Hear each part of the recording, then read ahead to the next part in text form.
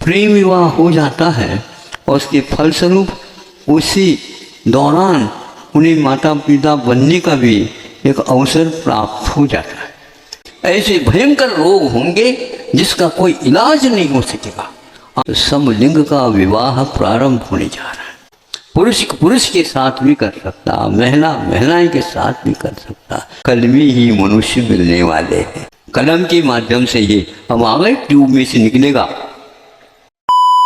ये तो कहना बहुत कठिन है, लेकिन फिर भी गृहस्थ आश्रम में मुख्य रूप से जब श्रावक अपना संकल्प लेता है तो वह अपने गृहस्थ जीवन में, अपने गृहस्थ आश्रम में प्रवेश करता तभी जबकि ये संकल्प हो जाता है। इसका रहस्य बहुत कम लोग जानते हैं।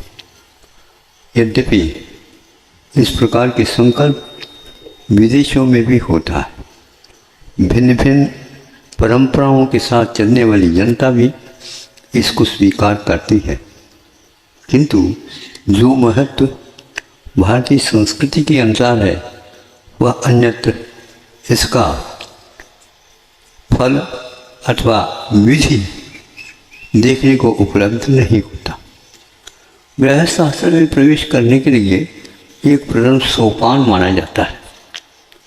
गृहस्थ आश्रम में इसलिए लोग प्रवेश पाते हैं कि धर्म का ये प्रवाह अक्षुण्ण रूप से बना रहे।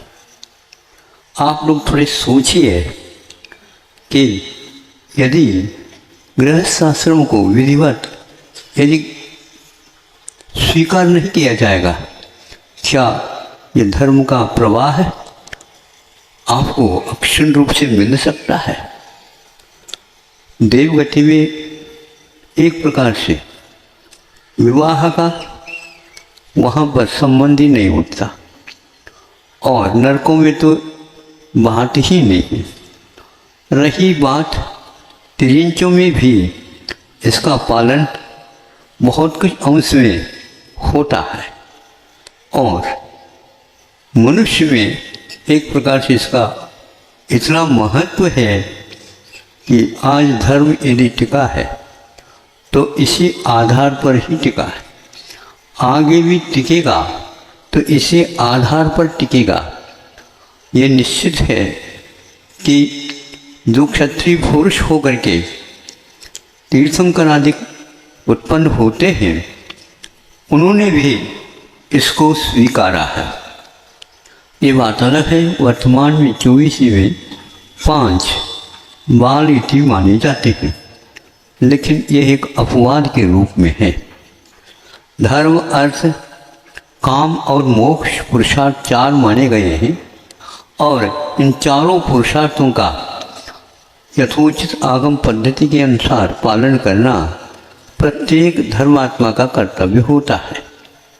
और आज इसका विकृति रूप जो देखने को उपलब्ध है वो उद्देश्य के बारे में ना समझ के कारण है।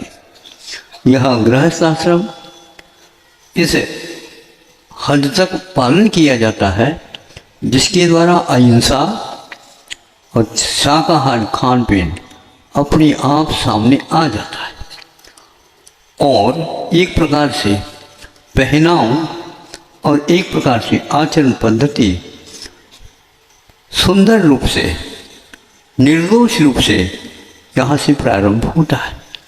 इससे पूर्व में ब्रह्मचर्य आश्रम रहता है जिसमें शिक्षा आदि को प्राप्त की जाती है। फिर दूसरे आश्रम में वह गृहस्थ आश्रम को प्राप्त करता है। उस ब्रह्मचर्य अवस्था में ही एक प्रकार से शिक्षा को अर्जित करने की पद्धति आज तक चली है। और ये दोनों जब गृहस्थाश्रम में प्रविष्ट हो जाते हैं तो उनका जीवन का लक्ष्य क्या है उन्हें उस आश्रम के माध्यम से प्राप्त हो ही जाता है। उसके अनुसार वे अमल करना प्रारंभ कर देते हैं। इस अमल में जो कोई भी कमियां आ रही हैं, आ गई है, उसका परिणाम दुष्परिणाम जिसको बोलते हैं। अमेरिका जैसे जैसे राष्ट्रों में भी इसका पालन होता है, किंतु विधियों में विकृति आने से, उसका सही पालन नहीं होने से सामाजिक व्यवस्था वहाँ की चरमरा गई है। और ये लेख कटु लेख हम लोगों को प्राप्त होता है, क्योंकि विद्या अध्ययन करते समय ही वो विद्यार्थी जो क्या कन्या के रूप में हो, बालक के रूप में हो, दोनों में प्रेम विवाह हो जाता है और उसके फलस्वरूप उसी दौरान उन्हें माता पिता बनने का भी एक अवसर प्राप्त हो जाता है। अब वो वैधानिक नहीं है, ये बात अलग है। इस सिर दर्द के कारण वहाँ की समाज की व्यवस्था ये दिशा में आ गई है। इसी प्रकार थोड़े कम बेसी अन्य राष्ट्रों में भी प्रचलन में है और उसकी हवा धीरे धीरे पूर्व की ओर भी आना प्रारंभ कर चुकी है और उसका रास्ता शिक्षा पद्धति है। शिक्षा में इन पद्धतियों में अंतर आने के फलस्वरूप ये सारी विकृतियाँ हो रही हैं। पहनाव में भी ये विकृतियाँ हो गई हैं।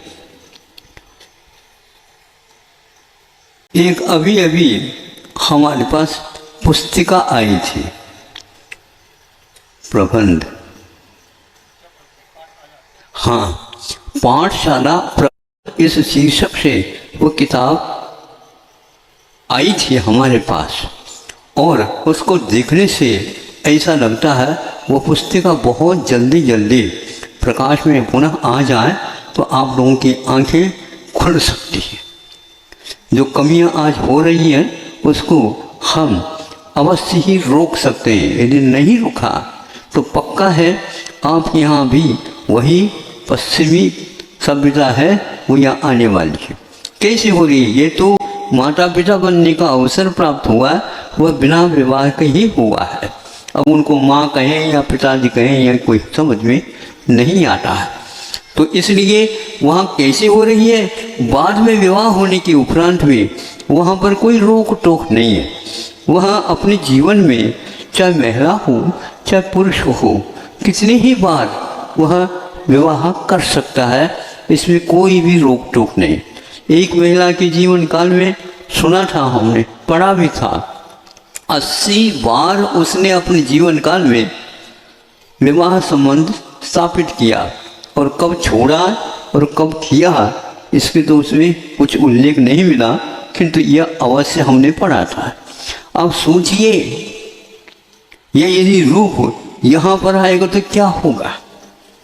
संतान की व्यवस्था कौन करेंगे, कैसे करें, और घर के संस्कार कैसे चलेंगे, और नहीं चलेंगे तो वृद्धावस्था में माता पिताओं की क्या दशा होगी, इसके बारे में आप लोग सोच नहीं पा रहे, क्योंकि आपके लिए थोड़ी सी कमी यही रही है।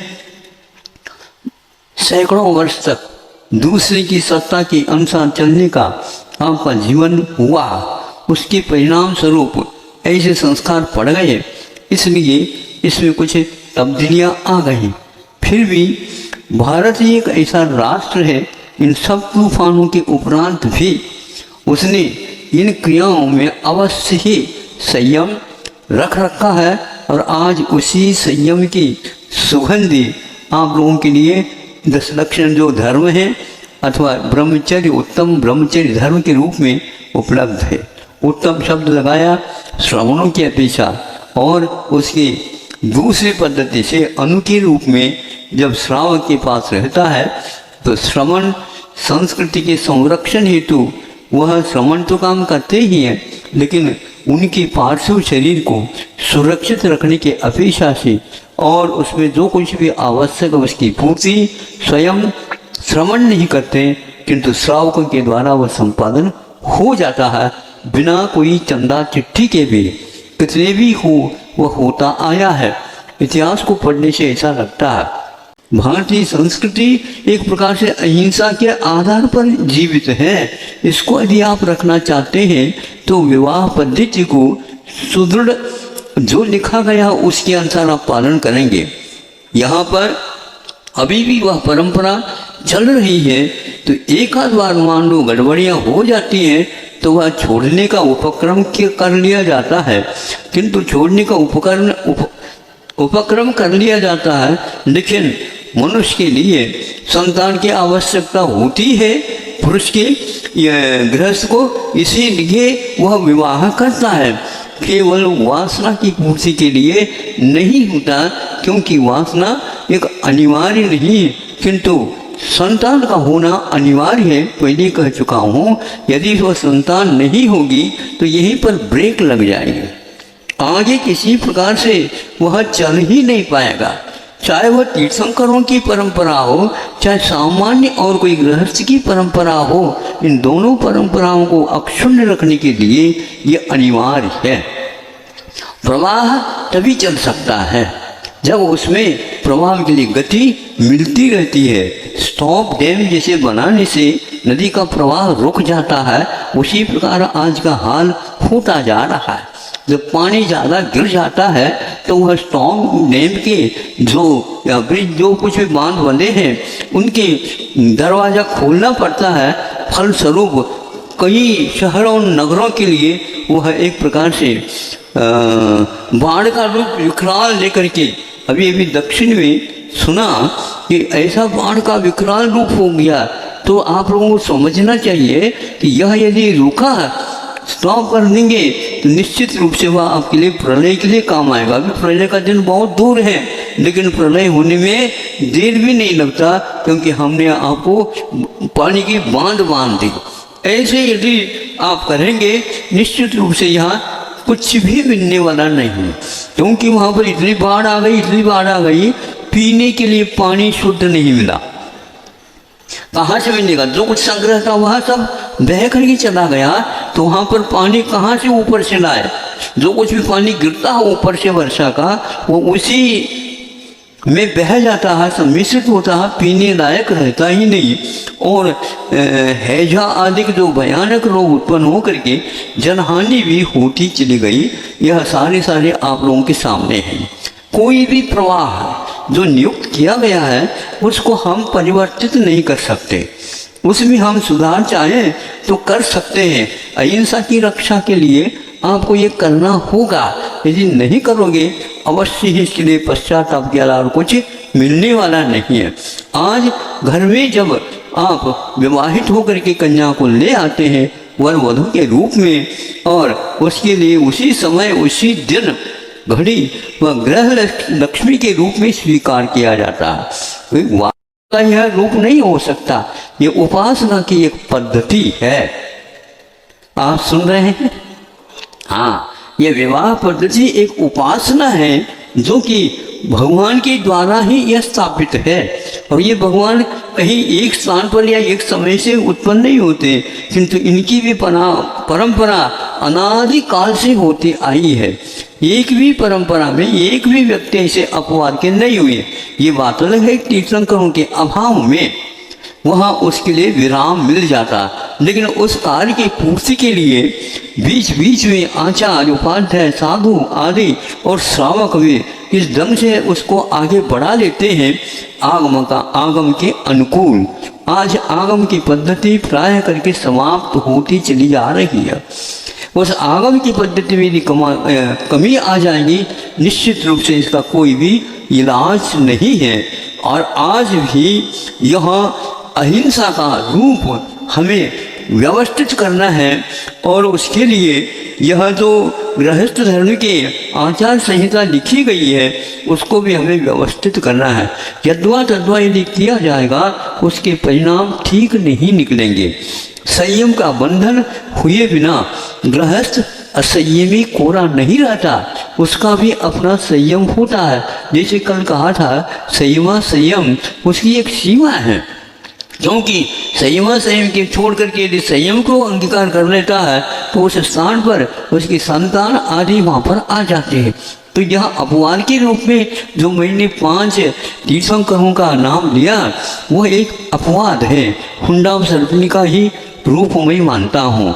और अन्य जितने भी तीर्थंकर होते हैं, चाहे वो विदेह में हो, चाहे वो भरत अवरया इरावत में हो, 24 ही इस प्रकार काम में आते हैं, क्योंकि ये होना अनिवार्य। 4 पुरुषार्थ के बिना कम्मे सूरा सो धम्मे सूरा, यह एक उक्ति है कि प्राकृत भाषा में जो कर्म में निष्णात होता है, यथावत आगम के अनुसार वह चलता है, तो वह धर्म में भी शूरवीर होता है, और धर्म के लिए भी शूरवीर होना आवश्यक होता है, क्योंकि उसमें 22 परिचय और उपसर्ग को सहन करने की बात पहले आ जाती है। और आपके लिए 22 परिचय नहीं है, किंतु 2200 परिचय हो सकते हैं। केवल आप भूख प्यास को ही परिचय मत समझो, किंतु चारों प्रकार के पुरुषार्थ, तीनों प्रकार के पुरुषार्थ करते समय आप लोगों के लिए कितनी कठिनाइयों का अनुभव होता है। अपने आप ही संयम का पालन हुए बिना रह नहीं सकता। तो आज यह आप लोग जो देख रहे हैं, उन आगम के अनुसार ही लिखा हुआ है, और आज भी उसका पालन हो रहा है, अन्यत्र इसका पालन नहीं के बराबर रह गया। ऐसा क्यों हुआ? दुर्लभ वस्तु होती है, उसका इसी ढंग से किया जाता है। यहाँ पर दुर्लभता होते हुए भी संस्कार होने के कारण और ऐसी पाबंदियाँ होने के कारण किसी भी प्रकार से नहीं होता।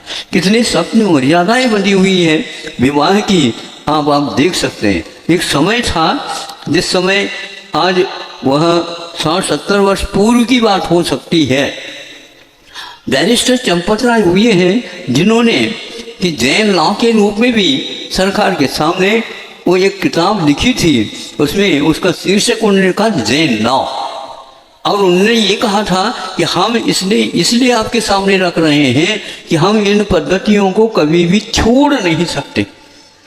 और उसमें सर्वप्रथम उन्होंने ये कहा था कि हम विवाह पद्धति को किसी भी हालत में छोड़ ही नहीं सकते।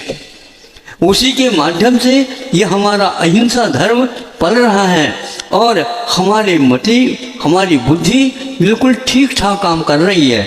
घोड़ा है, उसको जोत सकते हो, लेकिन ध्यान रखना लगाम नहीं लगाएंगे तो वह किसी भी प्रकार से आपको गंतव्य तक नहीं पहुंचा सकेगा। दोनों का ही नाश होना अनिवार्य हो जाता है।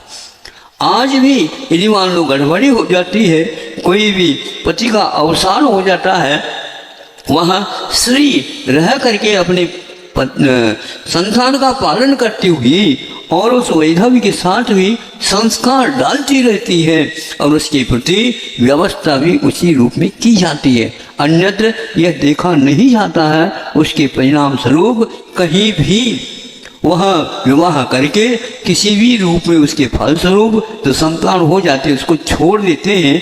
कॉन्वेंट जो है, विदेशों में जो विद्यालय होते हैं, उसका यही एकमात्र रूप रहता है। कोई पता नहीं रहता है माँ कौन है, पिता कौन है, संस्कार कहाँ से आए, क्या नहीं है, और उनको अनाथ के रूप में, कॉन्वेंट का अर्थ होता है इंग्लिश में अनाथ होता है, सुन रहे हो। और आप अपने बच्चों को कॉन्वेंट विद्यालय में महाराज आशीर्वाद दे दो, आप कभी भी नहीं दियोगे, ध्यान रखो। हम आपके रहते हुए और इस बच्चों को हम अनाथ कैसे कह सकते हैं?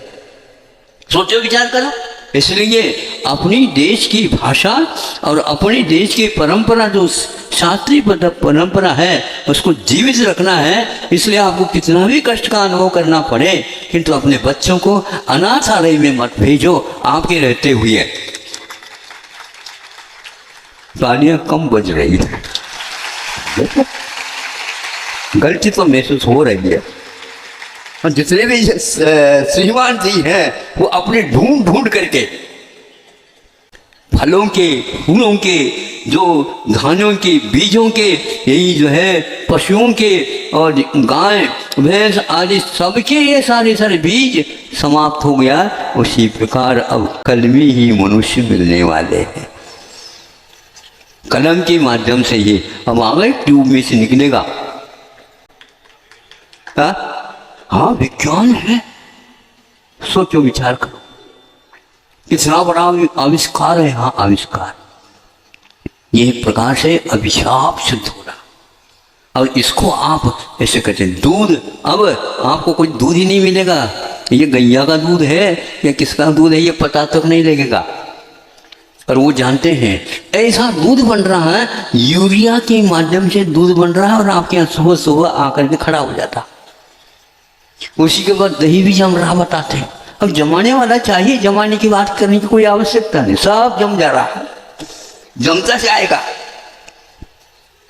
बिल्कुल हूँ वही दही मिलता। लेकिन उसके परिणाम क्या निकल रहे हैं तो पूछियो नहीं। कम उम्र में भी आंखें चली जा रही हैं, 2 आंखों से काम नहीं आता आजकल। सुन रहे हो महाराज, ये क्या कह रहे हैं आप? भैया 4 आंखें, 4 नहीं 8 आंखें, एक चश्मा में इस प्रकार के कॉलम बने हुए रहते। दूर का अलग है, पास का अलग है, ऊपर का अलग है, नीचे का अलग है, साइड का अलग है, उच्च का अलग है, और धूप का अलग है, छाव का अलग है। हाँ, प्रदर्शन का अलग है, दर्शन का अलग है।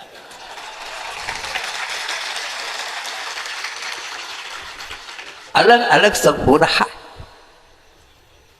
और पहले क्या करते थे, गैया का दूध मिलता, उसके द्वारा घी बनता और उसको कुछ बना करके काजल बना लेते और बच्चे के आंख डाल देते और एक डाटा यहाँ पर भी रख देते, गाल के ऊपर। गाल के ऊपर क्यों रखते थे? नजरअंदाज हो जाए, यानी बीमारी आ ही नहीं सकेगी। और आंखें कहीं से भी दूर से पहचान हो जाए। अरे दूरदर्शन नहीं, दूर दृष्टि रखा करो। ऐसे ऐसे अपव्यय के माध्यम से आपके घर में बीमारियां आ गई हैं, उनको बाहर निकालना चाहो तो निकाल सकते हो। उसको आप पाल रहे हैं। हाँ, हम दया के पालक हैं। क्या करना है आपने को बताओ। ऐसे ही यह जो टीवी निकल रही है, वीडियो बन रहे हैं, ये सारे के सारे अभिशाप सिद्ध हो रहे हैं। रात दिन वो चलते रहते हैं, बच्चों का अध्ययन करना कम हो रहा है और वह केवल उसी के सामने बैठा रहता है। सुनते हैं, कई बार हमने सुना और पढ़े भी, किंतु वह अभी भी चल रहा है। और कई बार उसके बाद प्रतिवाद हुए हैं कि वह ये हुआ है कि अब कह ही नहीं, हम क्या कह सकते, क्योंकि आप लोगों को ज्ञात तो है। अब उसको हम संक्षेप कैसे कहें और शब्दों के तोड़ मरोड़ कह दें तो वो भी लगेगा, अच्छा नहीं लगेगा। ये कहना चाहता हूँ कि समलिंग का विवाह प्रारंभ होने जा रहा है। पुरुष पुरुष के साथ भी कर सकता, महिला महिलाएं के साथ भी कर सकता। ये क्या होगा हमें बताओ। अब संतान की कोई है ही नहीं, वह मामला ही नहीं। पुरुष कैसे बच्चों को जन्म दे सकता? पहले उसको नाम पुरुष था, अब पुरुष के स्थान पर वह पत्नी बन गया। आप थोड़ी सी गौर करिए और आपको कदम उठाना पड़ेगा। भारत में तो होना बहुत कठिन है, ये ध्यान रखना। नहीं होगा, कोई भी सरकार आ जाए, अरे बनाओ कोई बात नहीं, बनाओ कोई बात नहीं, लेकिन यहां पर वह चलने वाला नहीं है, क्योंकि इसका भविष्य क्या है पहले से सामने दिख रहा है। उसमें ये लिखा है, वो प्रबंधन, पाठशाला प्रबंधन में इसके द्वारा इसलिए कहा गया है कि छात्रा अलग रूप में और छात्र अलग रूप में विद्यालय में करते थे, और यदि यह साथ साथ करेंगे तो यही दशा होगी। ऐसे भयंकर रोग होंगे जिसका कोई इलाज नहीं हो सकेगा। आज वह लगभग 70 वर्ष पूर्व में लिखा गया था, और भारतीय शिक्षा पद्धति कैसी चलती थी उसका पूरे के पूरे विस्तार पूर्वक हमने उसका वाचन किया। लगा कि हाँ, आज इस किताब की बड़ी आवश्यकता है, और आप लोगों के श्रीमानों के वित्त की भी बड़ी आवश्यकता है। यदि सदुपयोग करना चाहते हैं तो उसका अमल करके उसको प्रवाह में लाइए, तो अवश्य यह धर्म का संरक्षण आपके माध्यम से होगा, और इसका फल बहुत काल तक आपको मिलने वाला है, और इसका कोई भी विरोध नहीं कर सकेगा, क्योंकि इसके माध्यम से भारत जैसे पहले था उससे भी आगे बढ़ सकता है, क्योंकि आप आज साक्षर ज़्यादा हुए हैं।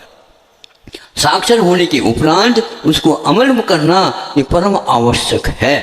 यदि नहीं होता है तो दशा बहुत खराब है। खराब दशा की ही मात्र मैं प्रवचन दूँ ये ठीक नहीं, किंतु रास्ता भी आवश्यक है।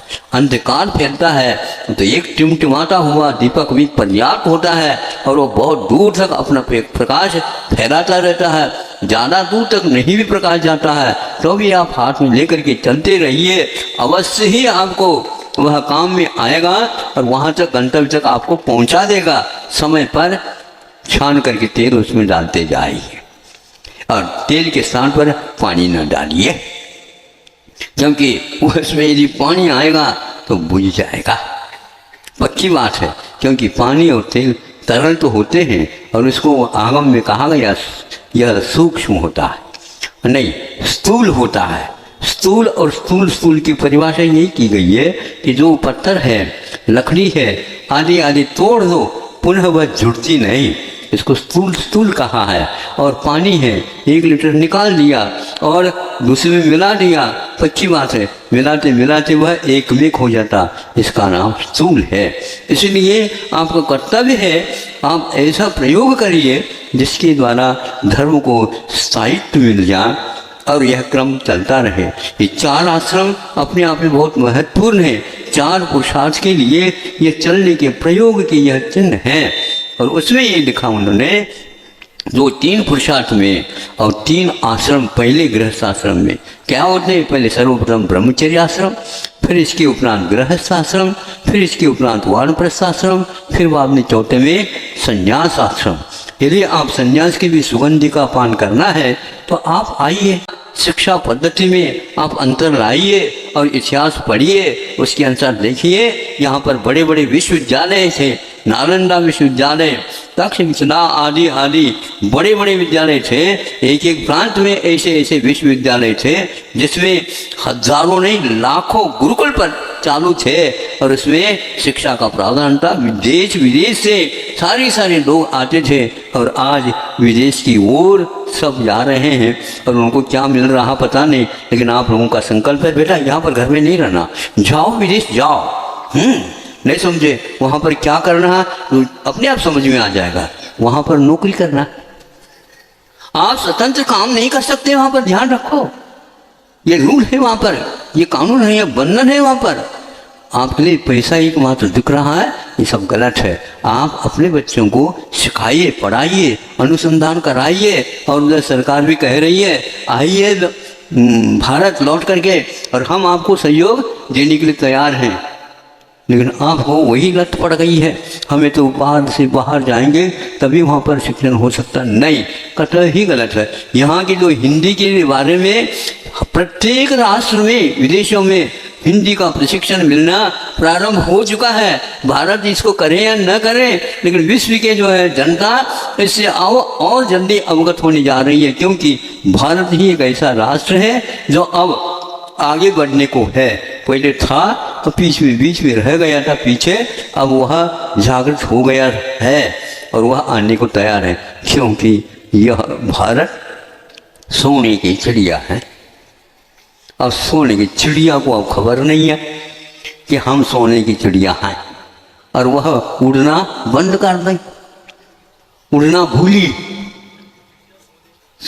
चिड़िया सोने की तू उठ, उड़ जा। हाँ, ये तो हम ऐसा ताली तो कम से कम बज रही है, लेकिन यह तालियां हमें तभी खुश कर सकती है जब हम आपके कदम इस ओर धीमी गति से भले ही सही लेकिन सही दिशा में उठेंगे तो अवश्य मैं देखूंगा उन सारे छात्र छात्राओं की दशा बहुत खराब है और वो किन कर्तव्य मूड में हैं, पढ़े लिखे हो करके भी। अभी हमने 1 महीने भी नहीं हुआ उस समय पढ़ा और सुना कि कम से कम भी 50,000 से भी ज़्यादा पोस्ट ग्रेजुएशन स्नातकोत्तर करने वाले उनकी संख्या और इसी प्रकार 30,000 से भी ज़्यादा स्नातक भी है उसमें क्या क्या नहीं है, आप उसको खोल करके पढ़िए। इतना ही नहीं 672 के क्या पीएचडी वालों की संख्या भी थी और इसके लिए आवेदन पत्र उन्होंने भर दिया था, किंतु केवल पद थे 600 या 700। सुन रहे हो, फिर भी उनको इससे उम्मीद थी कि हमें कम से कम इस आवेदन पत्र पर नौकरी मिल जाएगी। अब वह नौकरी एक प्रकार से 5-6 हज़ार की भी नहीं है, उसके लिए लालायत हैं। पीएचडी का महत्व और गौरव ही समाप्त कर दिया। गवर्नमेंट सोचेगी, क्या सोचेगी, हमने लाखों रुपए का व्यय किया और वह 5-6 हज़ार के लिए आवेदन कर रहा, ले रहा, वो भी क्या करेंगे। इसलिए आप श्रम करिए और आगे कदम बढ़ाइए। आपकी जितनी भी आवश्यकता है उसकी पूर्ति अवश्य होगी, किंतु श्रम के बिना यदि आप काम करेंगे निश्चित है आप बीमार पड़ेंगे, बीमार पड़ते जा रहे हैं।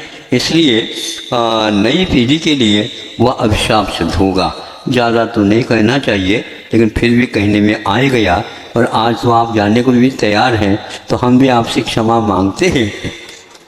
हाँ, और आप अवश्य ही इन शब्दों को, कटु शब्दों को भी सुना है।